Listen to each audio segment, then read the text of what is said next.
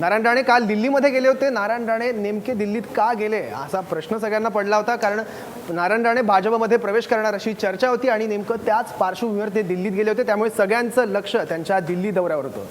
Medical कॉलेजच्या परवानगीसाठी नारायण राणे दिल्लीला गेले होते, पण नाराज राणेंची पक्षश्रेष्ठींबरोबर कुठलीही गाठभेट झालेली नाही आहे. नारायण राणे भाजपमध्ये जाणार असल्याची चर्चा सुरू असतानाच ते दिल्लीत गेल्यानं तर्कवितर्क सुरू आहेत. तर दुसरीकडे निलेश राणे यांनी तर प्रदेशाध्यक्ष अशोक चव्हाण यांनाच टार्गेट करणं सुरू केलंय. त्यामुळे राणे नाराज तर मुलं आक्रमक अशी परिस्थिती सध्या दिसते. दुसरीकडे महसूल मंत्री चंद्रकांत पाटील यांनी सुद्धा राणेंना भाजपमध्ये घेण्याबाबत विचार सुरू असल्याचं वक्तव्य करून खळबळ उडून दिली आहे. त्यामुळे राणे नेमके कोणीकडे जातात याबाबत आता उत्सुकता आहे.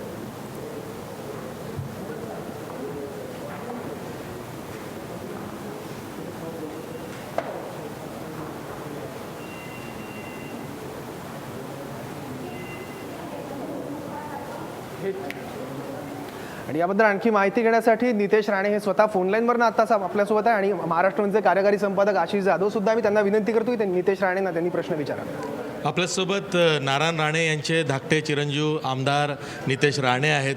नितेशजी, ज्या पद्धतीनं सध्या चर्चा सुरू आहे की नारायण राणे हे भाजपच्या संपर्कात आहेत, त्यांच्या दिल्लीत भेटीगाठी सुरू आहेत, नेमकं स्टेटस काय आहे, काय खुलासा कराल?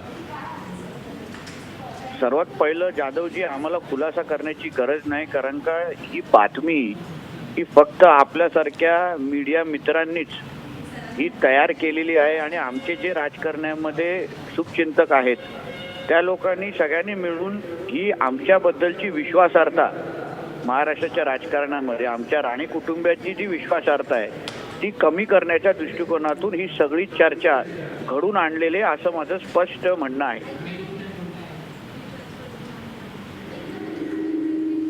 बरोबर आहे, पण असं आहे की नारायण राणे हे काँग्रेसमध्ये नाराज आहेत, हे सर्वश्रुत आहे.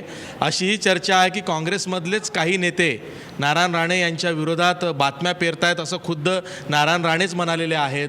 अशा वेळी काँग्रेसमध्ये नारायण राणे नाराज आहेत ही बाब तर स्पष्ट आहे. एक समजून घ्या, सन्मान्य राणे साहेब हे काँग्रेस पक्षाचे एक ज्येष्ठ नेते आहेत. त्यांनी त्यांच्या पद्धतीने जे काँग्रेसमध्ये ज्या पद्धतीने चुकीच्या काही गोष्टी चाललेल्या आहेत आणि काँग्रेसला आज परत चांगले दिवस आणण्याच्या दृष्टिकोनातून, परत ताकदीवर आणण्याच्या दृष्टिकोनातून जे जे करण्याची गरज आहे त्या बाबतीमध्ये ते बोलत आहेत. आज ते त्यांची ज्येष्ठता पाहून, त्यांचा अनुभव पाहून खरं म्हटलं तर हे सकारात्मक दृष्टिकोनातून घेतलं पाहिजे आणि पावलं उचलले पाहिजे. म्हणजे कुठल्याही व्यक्तीने काँग्रेसच्या हिताचं किंवा संघटनेच्या हिताचं काय बोललं म्हणजे तो पक्ष सोडतोच आहे असं कुठेही लिहिलेलं नाही आहे जाधवजी. नितेशजी, प्रश्न असा आहे की जेव्हा रत्नागिरी काँग्रेसमधला वादावरून माजी खासदार निलेश राणे हे अशोक चव्हाण जे काँग्रेसचे प्रदेशाध्यक्ष आहेत यांच्यावरती सरसंधान करतात, त्यांना टार्गेट करतात, त्यामुळे चर्चा अशी होते की राणे पिता पुत्र यांचं बंड, यांचं वैर हे अशोक चव्हाण यांच्या विरोधात आहे. एक तुम्ही समजून घ्या, सन्मान्य निलेश राणे साहेबांचा जो मुद्दा आहे, तुम्ही प्रत्येक मुद्द्यामध्ये बातमी काढण्यापेक्षा आज संघटना आणि पक्षाच्या हितासाठी अगर एक माजी खासदार आणि अनुभवी व्यक्ती अगर काही बोलत असेल, ज्याला आपल्या पक्षाची चिंता आहे, ज्याला आपल्या कार्यकर्त्यांची चिंता आहे, तर त्या गोष्टीला आपण सकारात्मक पद्धतीने घेतलं पाहिजे. जेणे ना करून आपण आपल्या मुलाला त्याच्यातली काही बातमी भेटते का किंवा त्याच्यामध्ये हे पक्ष सोडतायत का ह्या गोष्टीने न पाहता की बाबा ह्या व्यक्तीला काँग्रेस पक्षाची खरंच चिंता आहे, काँग्रेसला परत 2019ला उठायचं असेल तर आतापासून त्याची तयारी करायला लागली. उदाहरण भाजप असेल किंवा अन्य पक्ष असेल, त्यांनी 2019ची तयारी आतापासून चालू केलेली आहे. त्याच दिशेने अगर काँग्रेस पक्षाला परत महाराष्ट्रामध्ये मुख्यमंत्रीपद किंवा सत्ता मिळवायची असेल तर काय काय करण्याची गरज आहे त्याची सुरुवात म्हणून पण आपण पाहिलं पाहिजे. नुसतं फक्त कोणी टीका केली म्हणजे ह्यांना पक्ष सोडायचा आहे हे कुठेही लिहिलेलं नाही आणि हे आम्ही स्वीकारत नाही. फक्त आमच्या कुटुंबाची बदनामी करायची, आमची विश्वासार्हता कमी करायची, हाच एक कलमी कार्यक्रम या काही दिवसापासून महाराष्ट्राच्या मीडियामध्ये आणि महाराष्ट्राच्या राजकारणामध्ये सुरू आहे. नितेशजी, आता तुम्हीच म्हणताय की माजी खासदार निलेश राणे यांनी तक्रार केली, रत्नागिरी काँग्रेसला जिल्हाध्यक्षपद गेले 2-2.5 वर्षापासून नाही, आता त्यांच्या तक्रारीची दखल घेऊन काही बैठक अशोक चव्हाणांनी लावली आहे का? नाही, एक समजून घ्या. आता तो तुम्ही प्रश्न अशोक चव्हाणजींना विचारला पाहिजे. ते आज आमचे प्रदेश अध्यक्ष आहेत. त्यांनी त्यांच्या कार्यक्रमाच्या अनुसार अगर ती बैठक ते बोलवतील अशी आमची आजही त्यांच्याकडून अपेक्षा आहेत. आम्ही लोकांनी होप काही सोडले, कारण आज आम्हाला काँग्रेसला परत उभं करण्याच्या दृष्टिकोनातून आम्ही पावलं टाकतोय. म्हणून हा प्रश्न तुम्ही सन्मान्य अशोक चव्हाणजींना विचारावा असे माझी तुम्हाला नम्र विनंती आहे. शेवटचा प्रश्न नितेशजी, नारायण राणे यांना विधान परिषदेच्या आमदारकीनंतर आता काँग्रेसचं प्रदेशाध्यक्षपद हवं आहे, म्हणूनच ते अशोक चव्हाणांना हेड ऑन घेत आहेत असं काही काँग्रेस नेत्यांचं म्हणणं आहे. त्यात किती तथ्य आहे? असं समजून घ्या की काही काँग्रेस नेत्यांच्या तोंडामध्ये हे शब्द टाकल्यापेक्षा हे मीडियातून पसरलेले फक्त अफवा आहेत.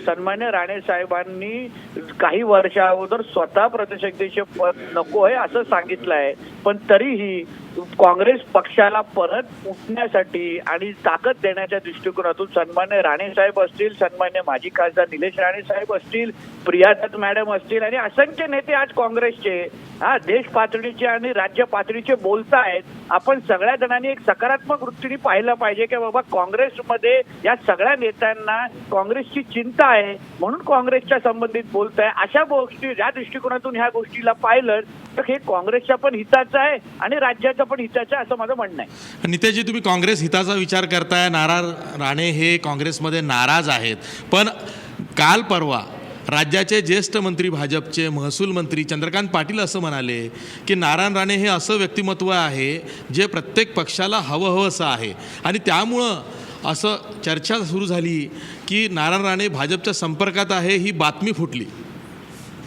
मला सन्मान्य ज्येष्ठ नेते पवार साहेबांचे विचार आणि दृष्टिकोन फार आवडतात. म्हणजे का मी आता उद्या राष्ट्रवादीत चाललो का?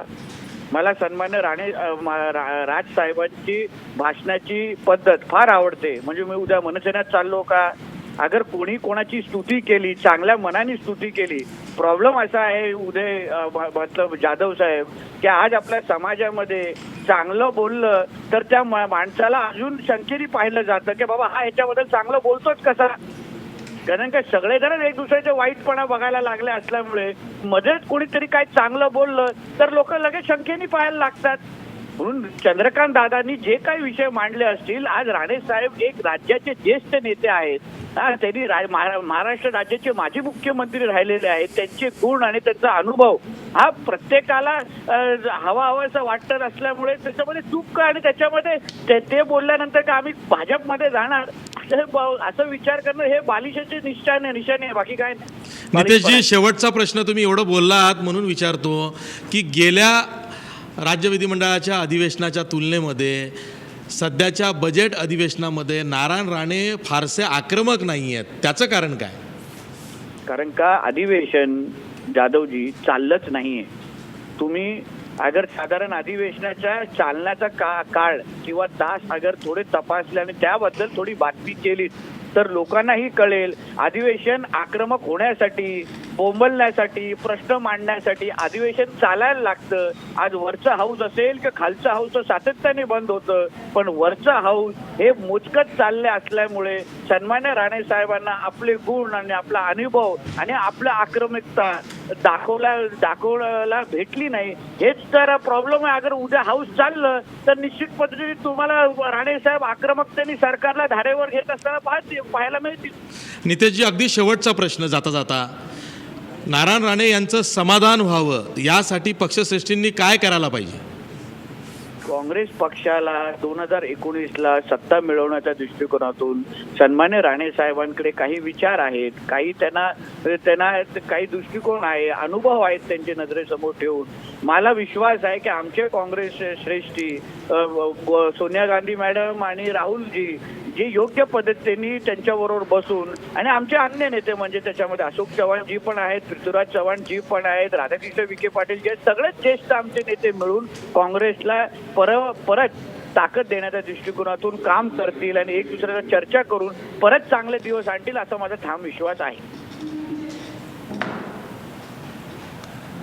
थँक्यू नितेश राणे, तुम्ही महाराष्ट्राला या संदर्भात बोललात, सविस्तर उत्तर दिलं त्याबद्दल. अशी सर तुम्ही बघितलं आता नितेश राणे यांनी काय सारवासारव नेमकी केली आहे, काय उत्तर दिलं आहे, स्वतःची भूमिका काय ती सांगितली आहे. तुम्ही कसं बघता त्यांच्या या उत्तराकडे? नारायण राणे नाराज आहेत हे नारायण राणेही मान्य करतायत आणि तसं त्यांनी कबूलही केलेलं आहे की होय, त्यांच्या मनाप्रमाणे पक्षाची कार्यपद्धती होत नाही आहे. या गेल्या निवडणुकांमध्ये जो पक्षाचा दारुण पराभव झाला त्याबद्दल नारायण राणे हे नाराज आहेत. पण प्रश्न असा आहे की कुठल्याही पराभवानंतर ब्लेम गेम होत असतो. आता एकूणच दिल्लीपासून गल्लीपर्यंत जिथं काँग्रेसचा पराभव सातत्यानं होतो आहे तिथं आपल्यातच ब्लेम गेम करून आणखी पक्षाची हानी करायची की पक्ष सावरायचा हे सुद्धा नारायण राणेंनी लक्षात घ्यावं. सध्या काँग्रेस त्या पोझिशनमध्ये नाही आहे की काँग्रेस आक्रमक होऊ शकेल. कुठल्याही प्रश्नावरती जर का काँग्रेसला आक्रमक व्हायचं असेल तर ते विधिमंडळातल्या दोन्ही सभागृहांमध्ये आक्रमक व्हावं लागेल आणि तिथं बजेट अधिवेशनामध्ये काँग्रेसचे आमदार आक्रमक आहेत. नारायण राणे हे आक्रमक आहेत का हा वादाचा मुद्दा आहे. नारायण राणे नाराज आहेत का तर होय, नारायण राणे नाराज आहेत, ते स्वतःही सांगतायत. ते एवढंही सांगतायत की त्यांच्या विरोधात पक्षातलेच काही नेते बातम्या पसरवत आहेत. पण बातमी अशी एकतर्फी पसरत नसते. काहीतरी आहे म्हणून तिथनं धुवा निघतोय किंवा धूर निघतोय. त्यामुळे आता नारायण राणे भाजपच्या संपर्कात आहेत असं जेव्हा चर्चा होते तेव्हा भाजपचे जे मंत्री, महसूल मंत्री चंद्रकांत पाटील जो वेळोवेळी बातम्यांच्या हिंट्स पत्रकारांना देत असतात तेच म्हणत आहेत की नारायण राणे हे असं व्यक्तिमत्व आहे की जे प्रत्येक पक्षाला हवंहवंसं आहे. त्यामुळं नारायण राणे भाजपच्या संपर्कात आहेत का अशी बातमी किंवा अशी चर्चा सुरू झालेली आहे. त्याचं नितेश राणे जरी खंडन करत असेल तरीसुद्धा विषय इथंच संपला असं म्हणता येणार नाही आहे. अगदी खरं आहे. काँग्रेसचे हायकमांड जी असेल ती नारायण राणे यांची नाराजी दूर करता काय बघावं लागेल, किंवा चंद्रकांत पाटील यांनी जे म्हटलं आहे की राणे हवाहवाचं व्यक्तिमत्व आहे, हे हवाहवाचं व्यक्तिमत्व ते भाजपकडे ओढण्यात यशस्वी होतात काय सुद्धा बघावं लागेल. थँक्यू. सर्व विषय काढला म्हणून काँग्रेस हायकमांड किंवा पक्षश्रेष्ठींना नारायण राणेंची नाराजी दूर करण्याची ही वेळ वाटत नाही आहे. त्यामुळे पक्षश्रेष्ठींबरोबर नारायण राणेंची काही चर्चा होईल असंही फार छातीठोकपणे कोणी सांगू शकत नाही आहे. त्यामुळे नारायण राणेंनी हे लक्षात घ्यावं की पक्षासाठी ती वेळ नाही आहे, नको तिथं नाक दाबून आपल्या पदरात काही पाडून घेण्याची. कारण आधीच विधान परिषदेवरती आमदारकी ही नारायण राणेंना देऊ केलेली आहे पक्षानं. सध्या ते विधान परिषदेचे आमदार आहेत. आता जर का त्यांना प्रदेशाध्यक्ष व्हायचं असेल तर मग तशी बाजू त्यांना पक्षश्रेष्ठींसमोर मांडावी लागेल आणि सध्याचे जे प्रदेशाध्यक्ष अशोक चव्हाण आहेत त्यांच्याशी 2 हात करावे लागतील. तर त्यांचा जो मोठा मुलगा आहे निलेश राणे तो सध्या अशोक चव्हाण यांना हेड ऑन घेतो आहे. पण हे प्रकरण केवळ अशोक चव्हाण विरुद्ध निलेश राणे असं होता कामा नये. पक्षाचा हिताचा विचार करून नारायण राणेंनी स्वतःहून चर्चा केली पाहिजे, पक्षश्रेष्ठींबरोबर चर्चा केली पाहिजे, आपल्या सहकारी नेत्यांबरोबर चर्चा केली पाहिजे. ते होताना दिसत नाही आहे. तिथं कुठलंही डेडलॉक सुटत नाही आहे. म्हणूनच उलटसुलट तर्कवितर्क किंवा उलटसुलट चर्चा सध्या सुरू आहे.